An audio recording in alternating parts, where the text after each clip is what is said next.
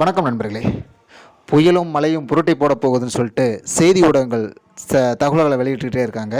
இங்கே மக்கள் கொஞ்சம் கொஞ்சமாக மழை வருமா வராதா மழை வருமா வராதான்னு சொல்லிட்டு ஒரு பெரிய எதிர்பார்ப்புகளோடையே ஒரு அடுத்த கட்டத்தை நோக்கி போயிட்டுருக்காங்க. இப்படிப்பட்ட சூழலில் ஒரு முக்கியமான விஷயத்தை பற்றி நம்ம பேசணும்னு நினைக்கிறேன். மழை பெஞ்ச ரோட்டில் தண்ணி நிற்கும். ரோடு பார்த்திங்கன்னா குண்டும் குழியுமாக இருக்குது. இதனால் டூ வீலரில் பயணிகள் டூ வீலரில் செல்வோர் மற்றும் கார்களில் செல்வோருக்கு ஒரு மிகப்பெரிய பாதிப்பை உருவாக்கும் அப்படிங்கிற ஒரு மிக முக்கியமான விஷயம் இருக்குது. அதே மாதிரி இன்னொரு விஷயம் ஒன்று இருக்குது. என்னென்னு பார்த்தீங்கன்னா கேபிள் ஒயர்கள். ஆமாம், அதைப்பறம் மக்களை பாதிக்கணும்னு பார்க்குறீங்களா?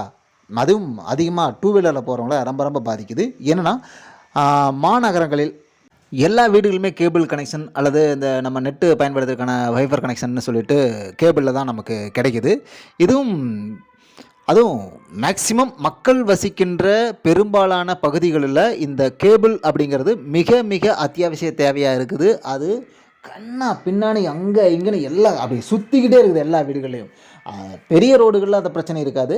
ஒரு மக்கள் வசிக்கின்ற அந்த மக்கள் இருக்கக்கூடிய ஏரியாக்களில் பார்த்தீங்கன்னா இந்த கேபிள் ஒயர்கள் பின்னாடி தொங்கிட்டு இருக்குது. அது இந்த காற்று அந்த மாதிரி விஷயங்கள் அடிக்கும்போது சர்வசாதாரணமாக அது கட்டாயி கீழே தொங்க ஆரம்பிச்சிருது.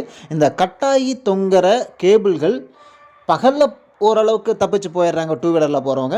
நைட்டில் பார்த்தீங்கன்னா சில இடங்களில் லைட் வெளிச்சம் பத்தாமல் இருக்கும், லைட்டு சோர்ஸ் கம்மியாக இருக்கிற இந்த மாதிரி இடங்களில் இந்த கட்டாய தொங்குற கேபிள் ஒயர்கள் டூ வீலரில் போகிறவங்களை கண்டிப்பாக ஆக்சிடெண்ட்டுக்கு உள்ளாக்குது. இது நடந்துக்கிட்டு இருக்குது. இதில் நானும் பாதிக்கப்பட்டவன் அப்படிங்கிற ஒரு முறையில் தான் இன்றைக்கி இதை நான் பதிவு போடுறேன். என்னென்னா கண்டிப்பாக இந்த டூ வீலரில் போகிறவங்க லைட்டு வெளிச்சம் கம்மியாக இருக்கிற இடத்துல இந்த கேபிள் ஒரு கட்டாயை தொங்குறது நைட்டில் தெரியறதில்ல. அப்படி தெரியாமல் இருக்கும்போது அது மிகப்பெரிய பாதிப்பு உருவாகுது. அதனால் மக்கள் டூ வீலரில் போகும்போது ரொம்ப பொறுமையாக நிதானமாக போகிறது மட்டும் இல்லாமல் இந்த கருப்பு கலரில் தொங்குற கேபிள் ஒயர் தெரியாமல் இருக்கிறத கொஞ்சம் பார்த்து ட்ராவல் பண்ணணும். அது மட்டும் இல்லாமல் இந்த கேபிள் ஒயர் ஆப்ரேட்டர்ஸ், அந்த கேபிள் ஒயர்களுக்கு சம்மந்தப்பட்டவர்கள் அந்த ஒயரை கொஞ்சம் இமிடியட்டாக தொங்குற ஒயர்களை கட் பண்ணி விட்டுட்டு அதை கொஞ்சம் கிளியராக அவங்க ஸ்டெப் எடுத்து பார்க்கணும் அப்படிங்கிறது மிக முக்கியமான விஷயம். நன்றி நண்பர்களே.